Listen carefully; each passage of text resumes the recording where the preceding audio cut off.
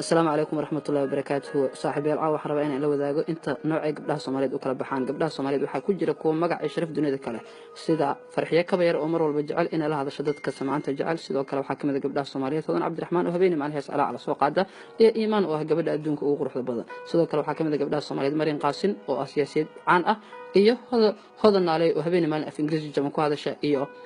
ilhaan cumar oo la shaqeysata Donald Trump sidoo kale gabdhaha Soomaaliyeed waxaa kamid ah gabdho make-up-ka qalad ka fahmay gabdhahan waa hore waxay marsan jireen bur iyo boolbar wajiga laakiin haddadan waxay ku imaanayaan wajigooda u eeg jamhuuriyadda calanka Somaliland kadib markii ay marsadeen make-up dhacay sidoo kale gabdhaha Soomaaliyeed waxaa kamid ah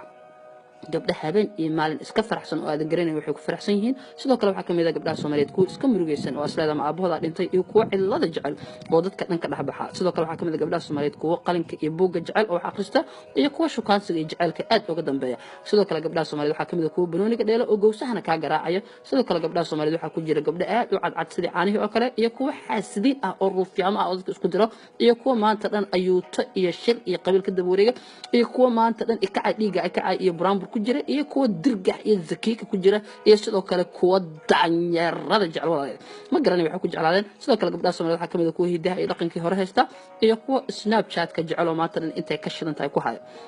sidoo kale gabdhaha Soomaaliyeed waxa kamid ah gabdho geesiyaal ah oo wadanka u dagaalama gabdhahan waxa weeye qoryaha ay qaateen qaranka ay difaacaan qabiil walgood uma dagaalamin meeka ma marsadaan laakiin marmarka qaar cilaan ku xadaan gabdhahan waxa kamid ah